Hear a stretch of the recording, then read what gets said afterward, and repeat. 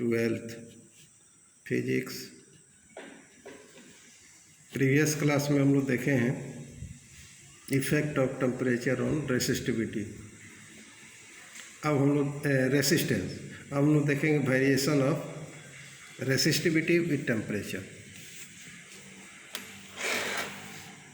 Variation of resistivity with temperature.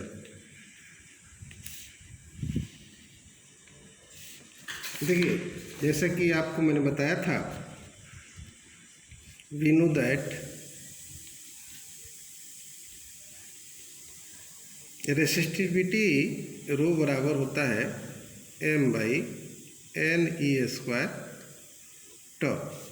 It means rho is inversely proportional to n into τ। Number of density और relaxation time of the electron पर यह निर्भर करता है।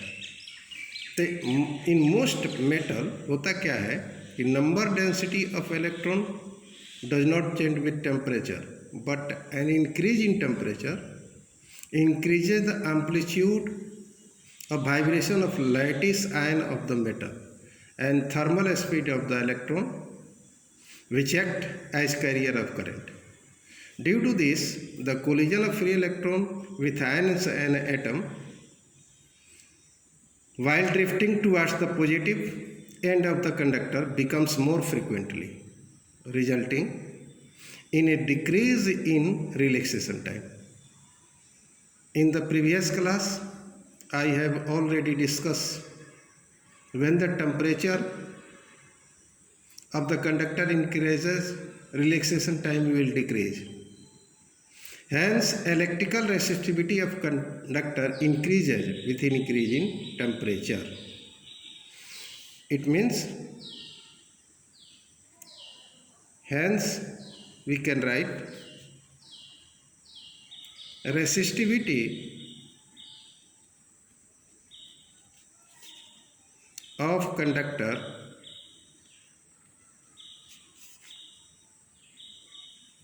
increases with increase in temperature। अब देखिए, rho is directly proportional to R. It means as rho is directly proportional to R, it is given by the relation rho बराबर rho naught 1 plus alpha t minus t naught, where rho and rho naught are the resistivity at temperature T and T naught respectively, and alpha is constant called temperature coefficient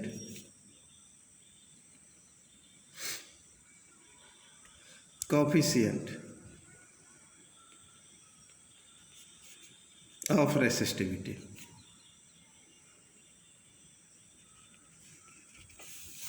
Clearly, we can write here that alpha is equal to rho minus, अब इसको इधर ला देते हैं। अच्छा, ऐसे देख लीजिए, rho is equal to rho naught, post को तोड़ देते हैं, plus rho naught alpha T minus T naught.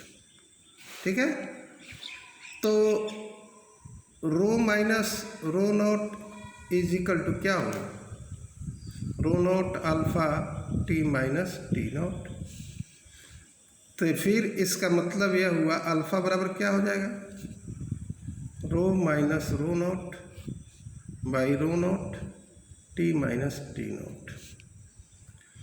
यह हो गया coefficient of temperature coefficient of resistivity, अर्थात इज इक्वल टू रो बराबर that is the change in resistivity to the original resistivity, change in temperature या rise in temperature. इसको ऐसे भी लिख सकते हैं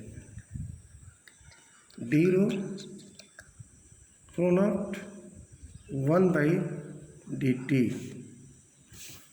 अब देखिए, इसको डिफाइन करना हो तो ऐसे डिफाइन करेंगे, temperature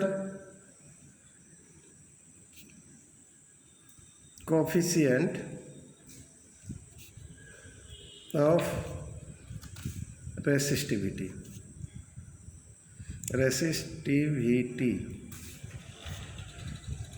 it is defined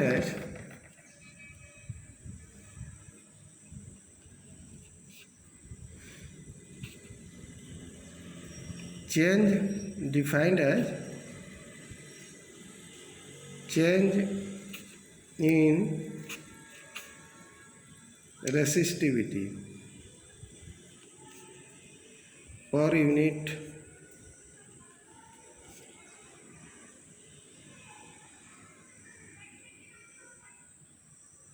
original resistivity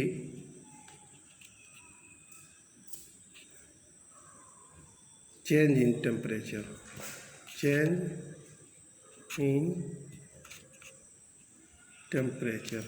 अब देखिए इधर रेसिस्टिविटी हम लोग कोफिशिएंट ऑफ रेसिस्टेंस को अल्फा डिनोट किए हैं, तो इसको अल्फा डैश कर देते हैं। मान लो अल्फा डैश कर देते हैं, यहाँ भी अल्फा डैश, ठीक है। अब देखिए यह हो गया टेम्परेचर कोफिशिएंट ऑफ रेसिस्टिविटी, ठीक है। अब एक कभी कभी छोटा चीज़ एक पूछता है,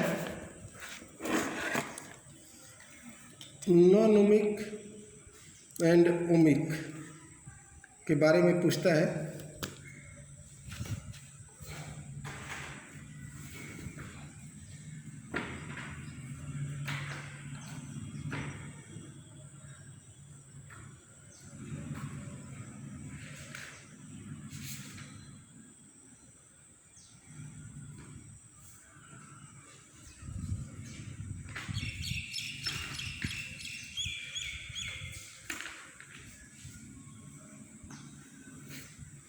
डिफाइन करने के लिए कभी कभी आ जाता है 2 नंबर में,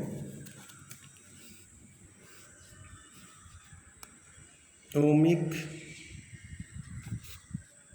and non ohmic circuit elements, इसको डिफाइन करने के लिए आता है। तो देखो, the materials of circuit elements which strictly obey the Ohm's law are known as ohmic material or ohmic circuit element. For example, metal are ohmic resistor. Non-ohmic materials or circuit, the material or circuit element which do not obey the Ohm's law are known as ohmic material. इसका definition लिख देते हैं। पहला हो गया ohmic materials, इसको हम लोग सर्किट एलिमेंट भी कहते हैं। द मटेरियल्स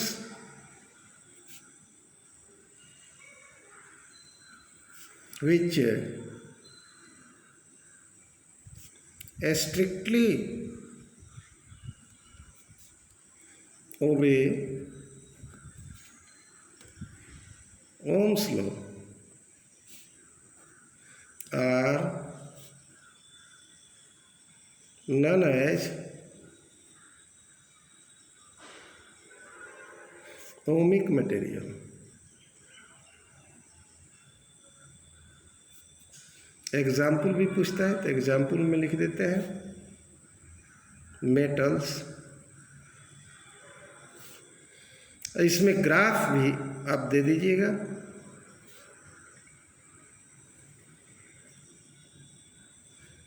एक्स वाई इधर हो गया, या आई हो गया, ग्राफ का नेचर स्टेट आएगा इस केस में, ओमिक में। अब non ohmic,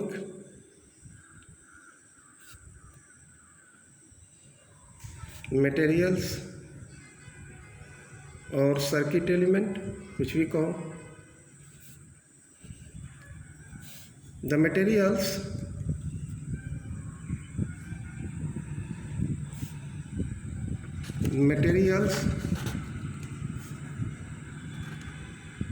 which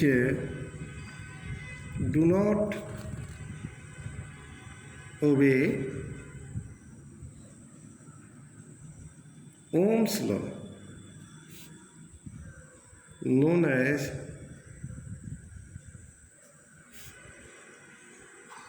non-ohmic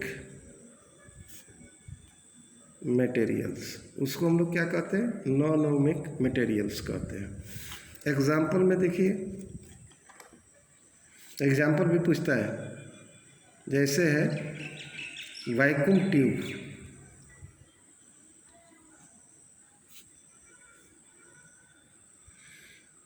tubes, semiconductor diodes,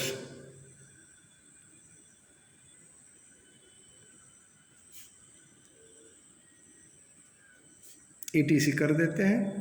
semiconductor diodes, transistor, thermistors, ETC are the example of the non ohmic material. अब इसका ग्राफ जब हम लेते हैं, इस केस में इधर आई कर दिए, एक्स वाई हो गया, इधर आई हो गया, इधर भी हो गया, भी कर देते हैं। यह कर्व आता है, यह ओबे नहीं करता है, ओम्स के लॉ का पालन नहीं करता है। ठीक है।